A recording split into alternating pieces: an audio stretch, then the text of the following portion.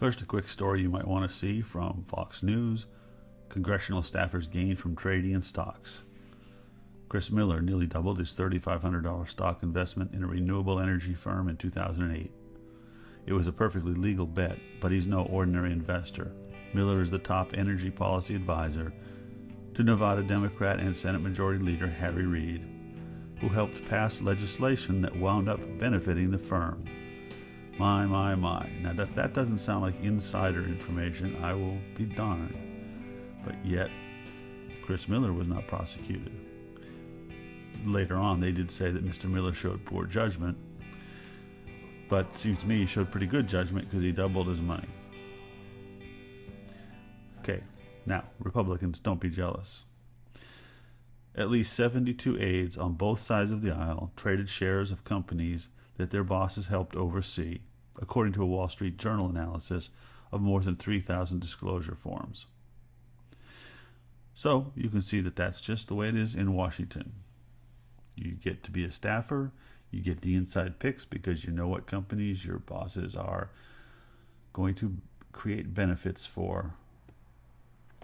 Okay, the battle between the bulls and bears continues to heat up. This is the dollar index. You'll notice that here we are looking at today's price right there. Here's the support line. Here's the lower support line. We haven't gotten there yet, but it has been a steady descent.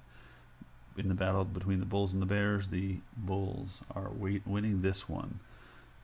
Contrary-wise, if you look at gold, moves in exactly the opposite pattern, and the bears are losing in this one. The bulls are winning big time. Notice this long-term uptrend, the breaking of the overhead resistance. We'll jump over to silver. Silver, you see the same pattern, breaking overhead resistance time and time again, following this uptrend line very aggressively, staying way up above in the stochastic range. And I think the pivotal piece to look at here is what's going to happen with the dollar next. Lastly, we're going to look at the SPY, the S&P 500. Notice it's been trading in a channel. It's at the upper edge. You can argue it's broken out. You can argue this is a fake breakout or just a bad trend line.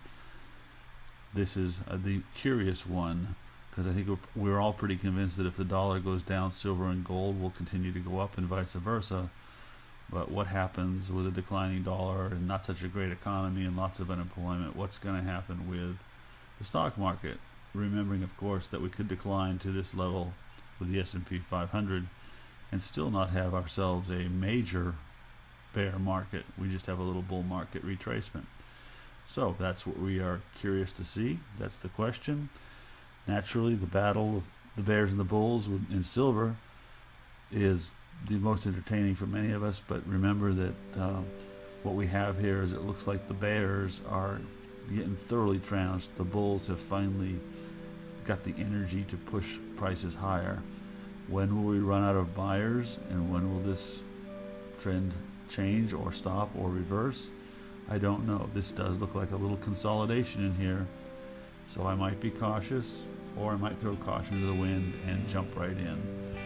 But that's why I don't give advice.